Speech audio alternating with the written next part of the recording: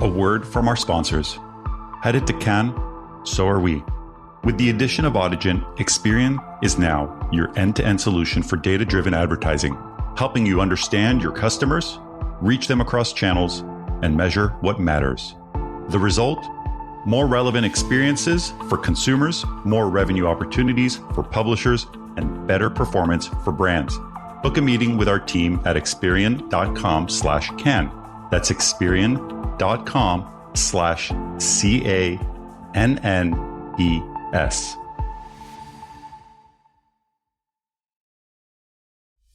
This podcast is brought to you by AudioHook, the leading independent audio DSP. AudioHook has direct publisher integrations into all major podcast and streaming radio platforms, providing 40% more inventory than what could be accessed in omnichannel DSPs.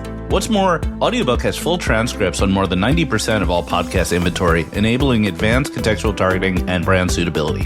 AudioHook is so confident that in addition to CPM buys, they offer the industry's only pay-for-performance option, where brands can scale audio and podcasting with peace of mind knowing they are only paying for outcomes. Visit audiohook.com to learn more. That's audiohook.com. Welcome to the AdTech God Pod, your window into the world of advertising technology and the people behind it. I'm your host, AdTech God. Welcome to the AdTech God Pod, your go-to for conversations with female sales leaders in advertising. Today we have Heather Carver, the Chief Revenue Officer at Freestar. For those who don't know Freestar, it's a programmatic services company focused on header bidding, custom ad solutions, and expert yield management. Prior to Freestar, Heather worked at companies like Amazon Ads. She also spent nearly 10 years at Rubicon, which is now known as Magnite. Heather is an advocate for females in the space and an advisor for multiple companies. Heather, thank you for joining me today. Thank you for having me. Excited to be here. Same here. Thank you. And you know, we were chatting before the recording. It sounds like you had an amazing time at Possible. I did as well. I thought it was great. Very busy, huge turnout. I heard a lot of people saying they felt bad for the the guests that were staying there, the few guests, but it was a really great turnout, really great show. It was. I agree. Heather, I looked at your background. I looked at where you worked, Amazon. You worked at Rubicon for nearly 10 years, but I'd love for you to kind of run through how you got into this space, how you got into the industry, and what led you to being CRO of Freestar today. You know, I was telling you before the recording, I was listening to some of your podcasts, and a lot of people said sort of post-college got right into marketing or, you know, a startup in ad tech. I went to a liberal arts college, had no idea what I wanted to do really after college, and was in the service industry, was a waitress, but I also worked at a law firm. I thought, well, I went to a liberal arts school. I did some history, economics. I worked at a social security disability law firm. Not fun. And then I had a friend who worked at a headhunter and said, hey, there's this cool startup in the Boston area. It was called Bus Radio. They made custom radios for school buses and had custom programming.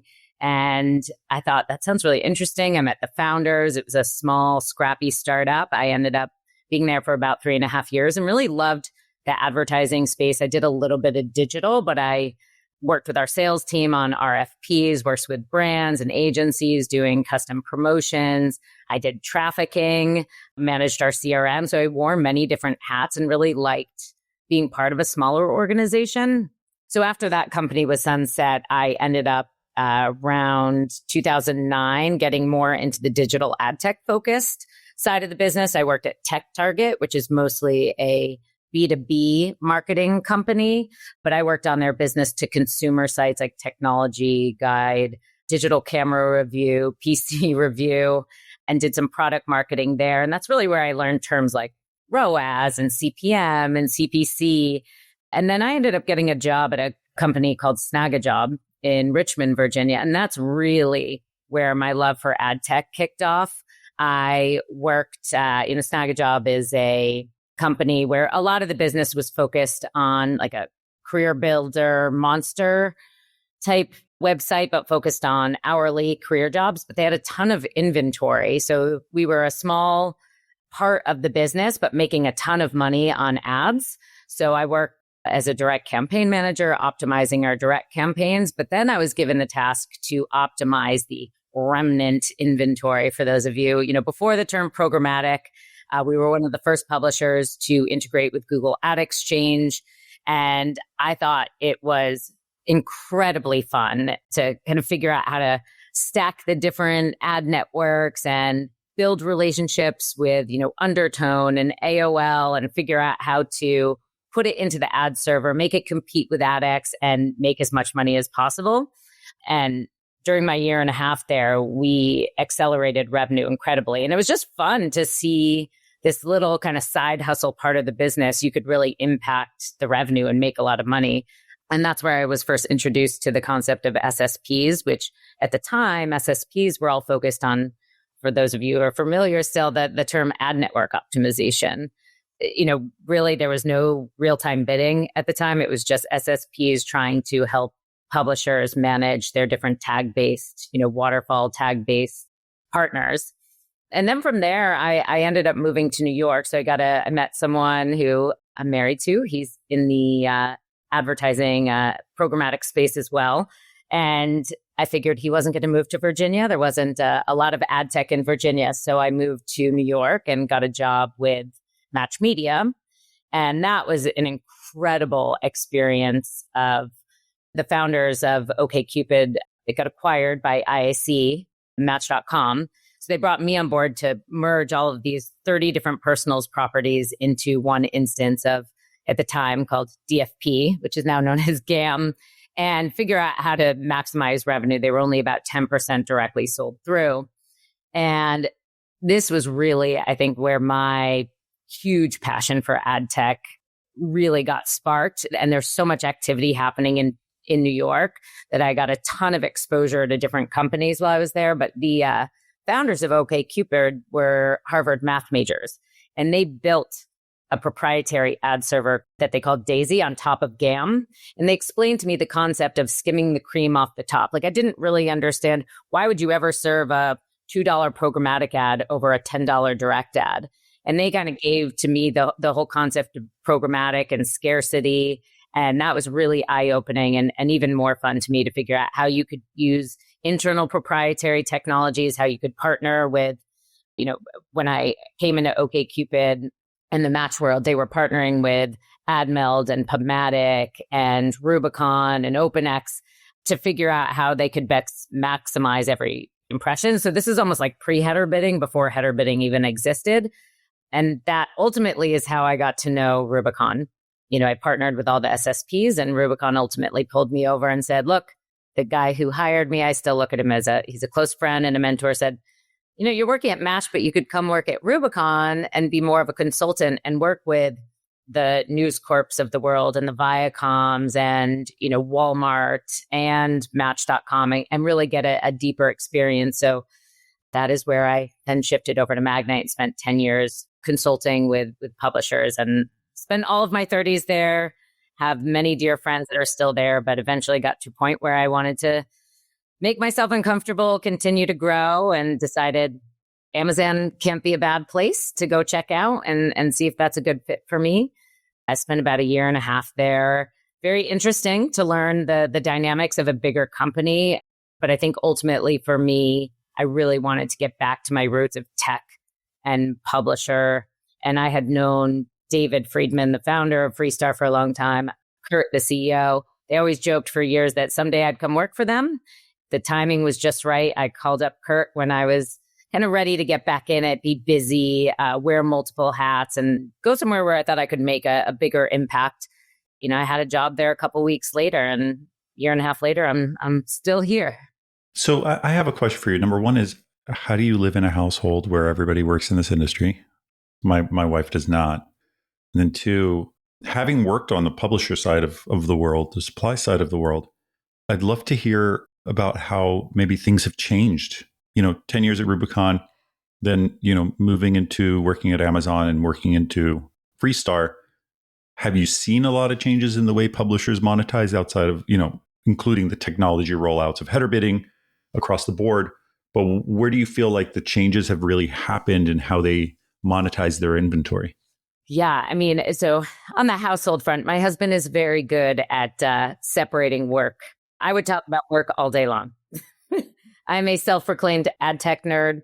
I love looking at the numbers. I love talking about all of that, but I have, other outlets and people that I talk to at this point, and I'm sure very much like you and a lot of people in the industry, there are a lot of people who love to talk about ad tech. So we're able to keep it pretty separate. And then we're very busy with our children. So there's that. And I'm very grateful that he helps to set that boundary, which is very nice.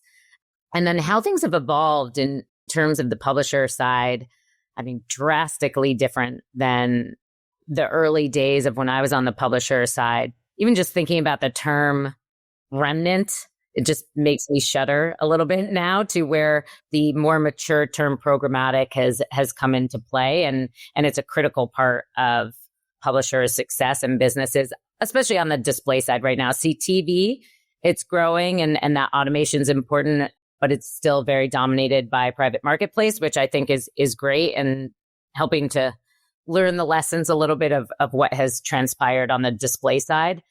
What I see now is a shift more on heavy yield focus and not, let's just see what we can do to monetize with this inventory we don't really care about, to it being a very prominent part of publisher monetization. And I think that's been great to see. When I started at Rubicon years ago, back in 2011, I think 85% of our platform was still ad networks. And within 5 years, we sunset ad network optimization and 100% of the monetization came from real-time bidding. And of course, in 2015, header bidding exploded, which was obviously, it's great to see where we are with Google today, but it was a way for publishers to really take back control and be able to maximize revenue in the world of where Google sat on both sides of the market and, could take advantage of publishers and prevent as much, maximizing of the revenue. Hey, it's Bill Simmons from the Bill Simmons Podcast. The NBA playoffs are here, and Michelob Ultra is getting you closer to the game than ever with courtside seats and more. Enter now at michelobultra.com/courtside. Michelob Ultra Superior Access Courtside 2024 to 2025 sweepstakes. No purchase necessary. Open to U.S. residents 21 or older. Ends on July 1st, 2025. Multiple entry periods. Visit michelobultra.com/superior access/courtside for free entry deadlines, and official rules. Message and data rates may apply. Void where prohibited. So it's definitely come a long way. Yeah, I remember when it was all waterfalls, and I remember optimizing on like request fill and opportunity fill and CPM, and it was annoying. Can I say that? It was kind of annoying, but it was like an art, and it was a lot of like exporting reports and pivoting and, optimizing the network. Basically meant allow lists, disallow lists, and just constantly tweaking it every few days to see what drove the most revenue. So it's interesting where it is today with everything just being programmatic, and the importance of, those direct campaigns pacing for delivery, but then not over, how do I say it?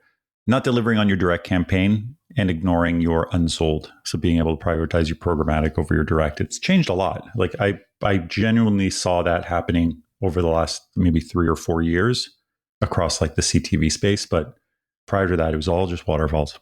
I was telling someone earlier today, there was a woman on my team at Snagajob early days. She would spend the first 5 hours of her day logging into every single ad network platform we worked with, including our direct campaigns and our lead gen buyers, just to catalog what our revenue was the previous day. And, so you see all the innovations that have happened, freeing up people's time to innovate and create new interesting technologies. And obviously AI is going to accelerate that even more now, but so innovation, obviously, like this year has been the year of AI, and I feel like comes up in a lot of the podcasts, and AI in particular with, the news from Brian O'Kelly and how it's going to be utilized there, AI to streamline your processes, AI even for setting up campaigns and delivering, and how you can just type in your audience segment that you want, the product that you have, and it can make suggestions of how you want to target. I think Viant does stuff like that. Where do you see AI playing a role in the space that you live in and kind of like the publisher facing role? How do you see AI playing a bigger role in your clients and the people you work with? Yeah, I mean, I would say AI, we've been using, machine learning AI for many years now to automate things within our technology stack. So things like timeout settings, dynamic floors. It's, I'm sure, you're well aware it's not really physically possible for a human to set a different price floor for every single impression based on geo, time of day, the domain that it's on. So we've been using AI for a long time to take all of that data and figure out the best floors on a per impression basis and the right timeout settings, the right bidder configuration, right? Knowing certain bidders maybe don't perform client side. So why even have them in the wrapper and, have that additional, code on page. So we're going to continue to use more data to do that. But then, what's happening now is figuring out how to use AI in our day-to-day workflows. So automating some of the manual processes that we have, some of the reporting that we're doing across our different buyers. So we're in the early days internally figuring out how we can leverage it, to be more efficient in our day-to-day. You think about the Shopify CEO talking about, hey, before you hire an additional headcount or you ask for other resources, is this something where you could use AI? And that's some of the questions that we're asking internally as well. Could we use AI in these areas? And maybe then it doesn't necessarily mean we're not going to invest in headcount, but does that mean we can hire another engineer to kind of innovate and build some of the new products rather than hiring someone to do a process that actually could be automated with, an agent or something like that? When you think about the advertising space overall or the ad tech space overall, is there like a particular perspective or view that you have of the industry that might be different than other people? I mean, there could be certain topics for sure that I might have disagreements with people on. Obviously, a topic that a lot of people talk about right now is curation. And that's one, in particular, I am very bullish on. And I think that it is really good for publishers. But I do know that, that's not a popular opinion in many circles, that maybe curation is just another ad tech tax, another middleman. It's, making things more complicated and just, another invention of the ad network. So for me, my opinion, I have a lot of conversations with people about this who disagree, but I think it is a very positive thing and hopefully helping to, the size of the, is curation actually bringing dollars away from the walled gardens and into the open internet? The answer might be no right now, but I think what it is doing is channeling money to the more, the publishers who are focusing on quality content and, away from MFA that really, MFA may have its place for some advertisers that want to tap into that inventory, but I do think it is going to shift the balance of that pie to the publishers who are bringing true value to consumers and creating those close relationships. I kind of agree with you. I don't really think about the ad tech tax that plays a role. I kind of think about what the end goal of it is, like curating the inventory, like reducing the noise and programmatic that you get. But like also like the control part is like really important, I would think, from a brand's perspective. Like there's been so much controversy about inventory quality. There's been things that have happened over the last few years where people are like, oh my gosh, how is it served on this type of site? We have every possible solution in place, and yet this is still happening. But the reality is like technology isn't perfect. So sometimes curation is actually just another layer of brand safety. It's another layer of quality. Like I don't see it as like the save all of advertising, but I think it's a nice to have. And like I do think it's important. I just think like, let's not overcomplicate it like we do with everything else. Like, let's just call it what it is. Like it is a curated deal, and let's focus on quality and focus on, outcomes on everything that we do.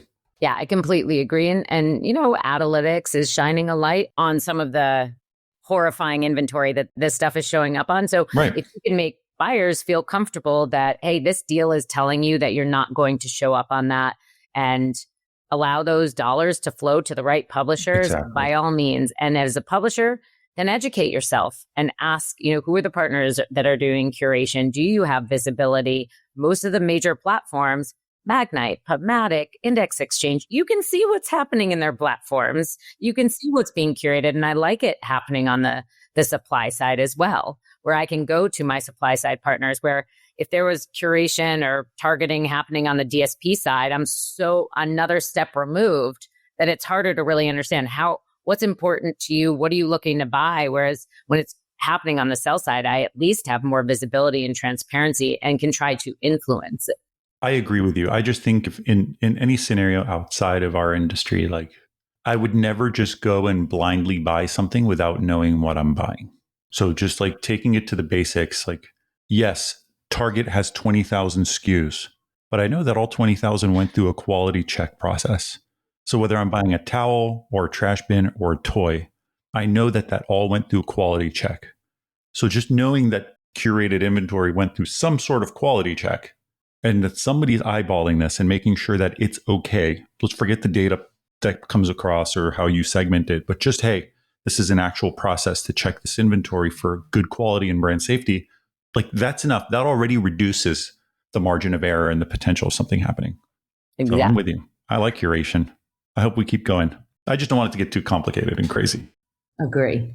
When you think about the next 18 to, 24 months in the space, what's something that excites you? What's something that you're bullish on that you feel like is good for advertising overall? I'm excited about where AI is going to go. I'm not anxious about it at all. I know there's anxiety from some people. Are we going to lose jobs? And yeah, some jobs will go away, but that opens up opportunity for new types of jobs that I don't even know what those could be at this time. But I also think if you're a person who works hard and stays ahead of the curve and understands what's happening with AI instead of burying your head in the sand, those people will be fine and tend to find jobs. And this is still a very relationship driven industry. So I'm excited about the AI and all the kind of explosion of innovations. I'm really excited about what's going to happen with Google. I know it's not going to happen overnight. And the ways that Google could move forward. I think personally, it'd be really exciting if Google bid into, it would be a very funny full circle moment to have Google bid into pre-bid. I think that would be pretty incredible. So there's going to be a ton of innovations around that. There's so many smart people in this industry that I know are already thinking about this and have thought about it. I don't know what that is, but I'm very excited about the innovations that are going to open up there and, more competition, which between, the news with Google and AI innovations and how that's going to transform businesses to be more efficient. And maybe, again, also allow companies to have fewer jobs, doing certain roles, but then can invest in other roles like engineering to innovate those new products.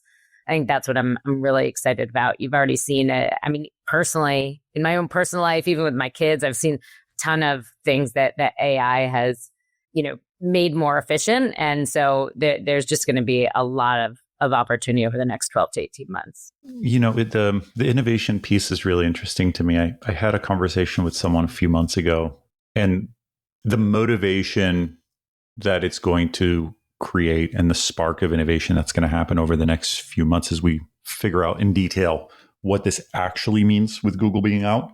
Like for me in particular, Heather, I don't know a world without Google domination. I really don't. And I think none of us really do because it's been so long. And so even though the piece of the pie that we're all, if you want to call it, fighting for is sizable, well, what's that going to mean when the pie becomes even bigger? And those pieces of the pie become bigger. I just don't even know what that means in terms of new products that are brought to market. So even though I'm really excited about it, I'm also a little bit confused. Well, what does this really mean for innovation? How much of the market was controlled by them? And what does this mean for the companies that are dependent on them today? And what does this mean for new companies that come up in the next 18, 24 months? I don't know. I think it'd be good, but I just have no idea what's going to happen. Yeah. So I would say at Freestar, we use GAM and AdX and we all do. Yeah, we've actually done a really good job at keeping AdX well sub 30% of our monetization. Building our own tech, really focusing on pre-bid, our own innovations around floors and dynamic timeouts, and having the right partners and going deeper. One of my initiatives right now is to cut out resellers and really double down on my direct SSPs and find a way to have them spend more rather than Google be 50% of my monetization. I feel like I'd be losing. So we're about, just over 20% now with AdX being our monetization. And that's also partnering with really great new identity partners out in market, the, Optables and things that Live Intent are doing. And it's fun to find other partners, build your own stuff, but then also partner with others who are doing things to help lessen that dependence. Heather, I wanted to thank you and thank you to Freestar for having you here. I really appreciate you taking time out of your day today to chat. Yeah, well, thank you very much for having me. Appreciate it. Of course. Thank you. Thanks for tuning in to another episode of the AdTech God Pod, a podcast for the people, about the people. Stay connected with me for more insights, trends, and interviews in the realm of AdTech. Don't miss out on the latest updates, so follow me on X, Instagram, and connect with me on LinkedIn. Don't forget, ATG Slack community has insights, networking opportunities, and jobs. Keep the conversation going and stay at the forefront of AdTech innovation.